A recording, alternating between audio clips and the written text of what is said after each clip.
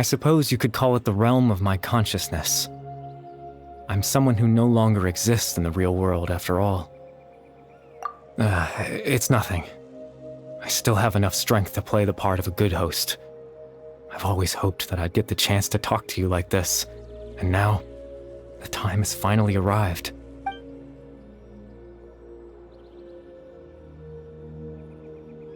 Extreme sorrow and pain, hope and regret coursing through your veins, and a degree of abyssal power that defies comprehension. Father told me that once I possessed all those elements, I would become the Loom of Fate. But, despite his intentions for me, I never truly became the Loom of Fate. I was merely used as a means for its construction, in truth. I died the moment I set everything in motion.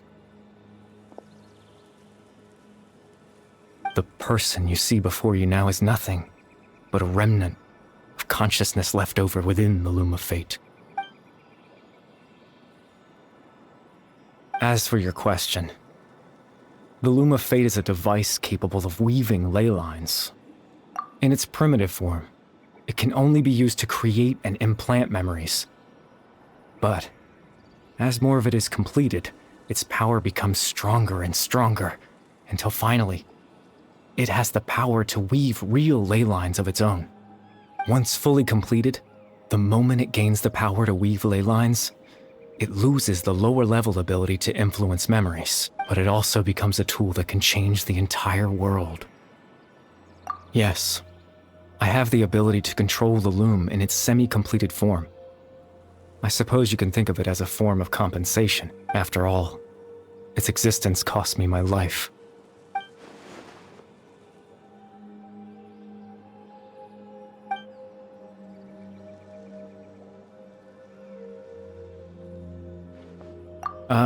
That. I was wrong to implant those memories. I'm sorry I caused so much trouble. Not only for everyone in the village, but for you as well. I just wanted them to feel like I once existed in this world. As if I had a chance at life.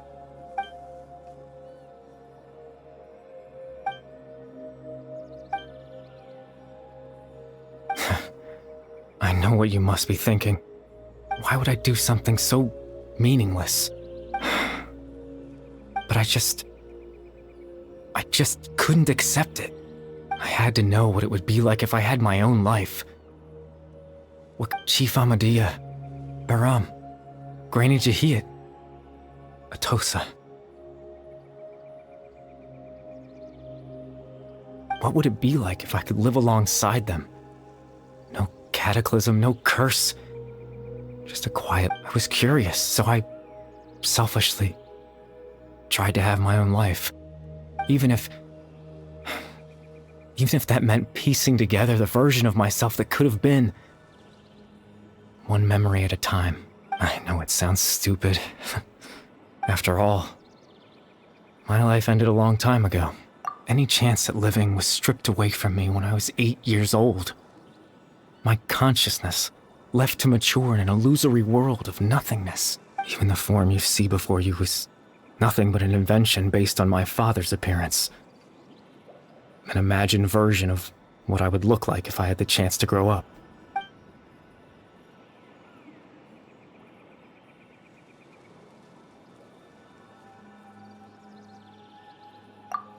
I know. But there's nothing I can do to make them find me. If I could exist in the real world, I would return without a second thought and surprise them with the suddenness of it all.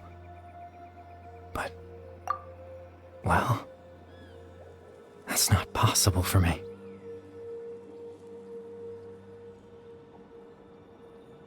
I know.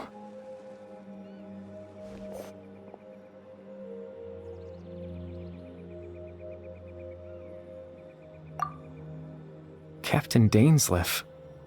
Twilight's sword, you mean? No need to meet up with him. Things should already be settled on his end. Exactly. As someone who could only exist in people's memories, the fact that I'm able to talk to you in my consciousness like this can only mean one thing. The Loom of Fate has already been completed.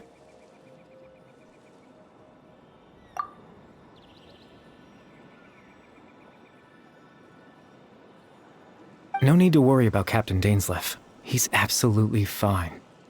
The only reason he lost the eye was because I happened to guess exactly what he was planning. Captain Dainsleif has had the eye inside his body this whole time, hasn't he? His plan was to lure the Abyss Order to a false location, capitalizing on their pursuit of the eye in order to have the chance to confront the princess. He would then hand the eye to you and tell you to take it away from that location. That way, Captain Dainsleif could accomplish his own goal and ensure the safety of the eye all at once. That's right, because in his mind, he had given it to you already.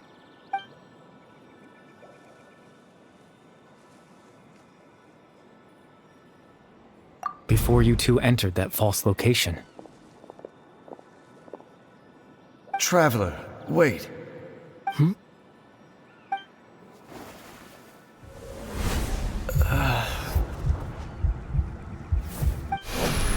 We've no time to lose. Let's head inside.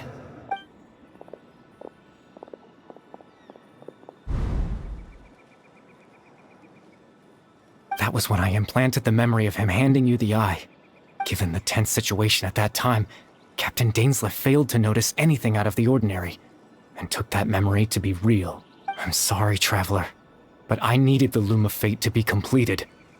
And to do that, we had to retrieve the eye.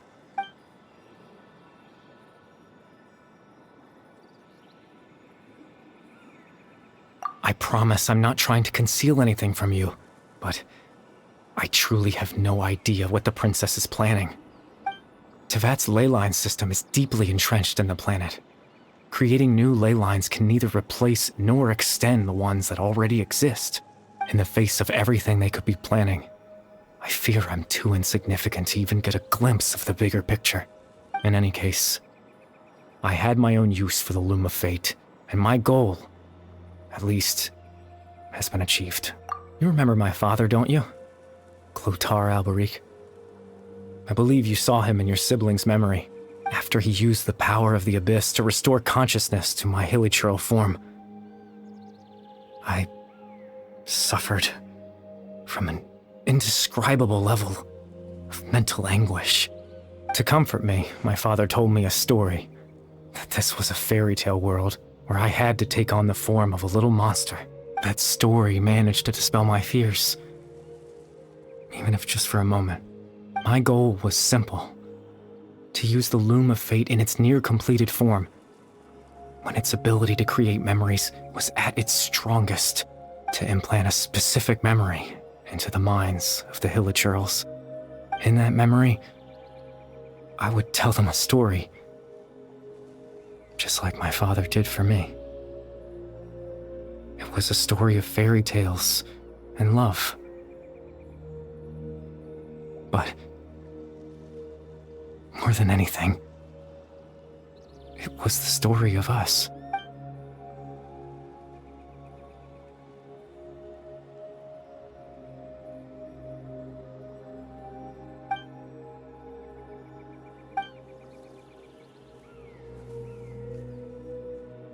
I can't change the world. Not when I lost the very right to exist within it.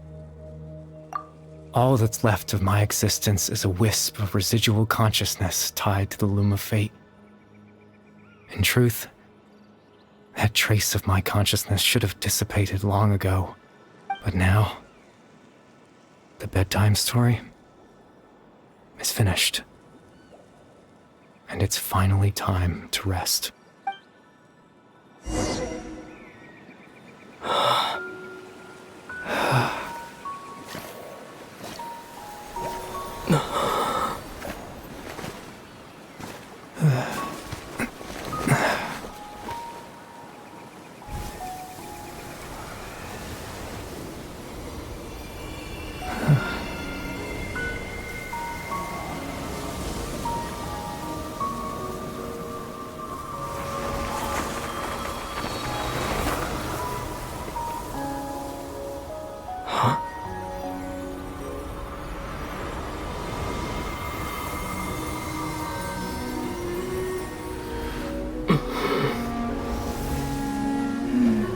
Looks like I was too late to see Caribert one last